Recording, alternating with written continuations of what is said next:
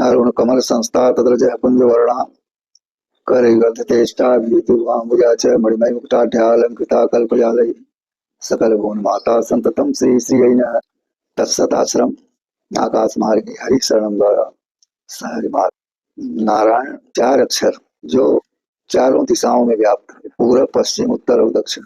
तो इनके द्वारा जो 10 दिशाएं, ये भी 10 इन्हीं से निहित है। सूर्य चंद्रमा भी इन्हीं के द्वारा कार्य कर रहे हैं। सर्वशक्तिमान, सर्वशक्ति संपन्न, सर्वगुण संपन्न, अनंत, अखंड, अछेद और अभेद सारे क्रियाकलापों के जन्मदाता भगवान नारायण।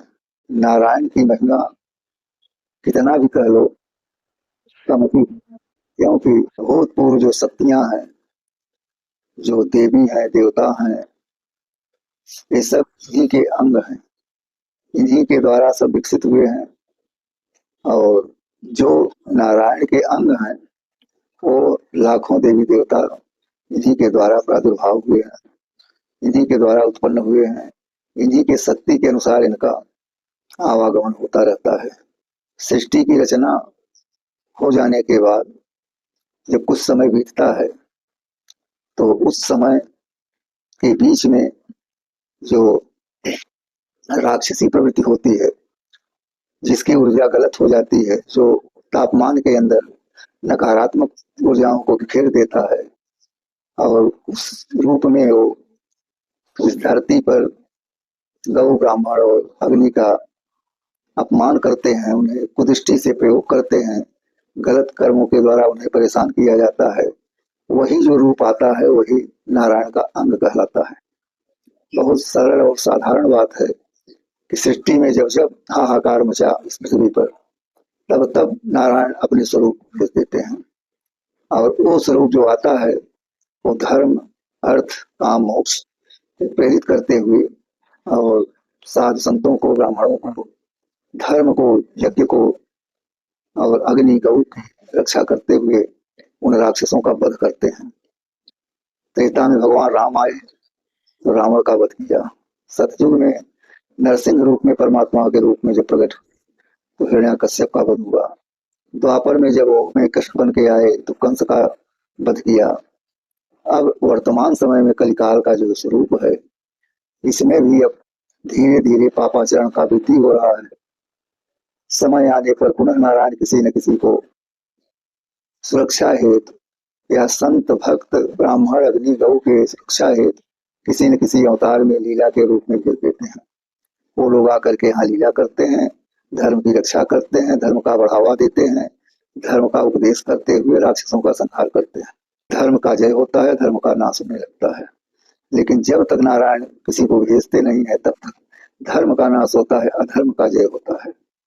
इस समय वर्तमान में अधर्म का जय 60% हो रहा है, 40% धर्म हो रहा है।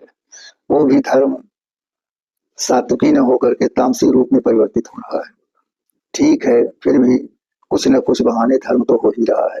घर घर हरिचर्चा हो रही है, घर घर भागवत हो रहा है, घर घर रामचरितमानस का उपदेश दिया जा रहा है, घर घर गीता का उपदेश दिया जा रहा है, घर घर यज्ञ हो रहा है। छोटा बड़ा हर जगह से, हर चंद से धर्म के लिए लोग उत्तेजित हैं, कर भी रहे हैं। सनातन का बोलबाला भी चल रहा है, लेकिन कुछ दिखावटी भी है, कुछ उसमें असलियत भी है।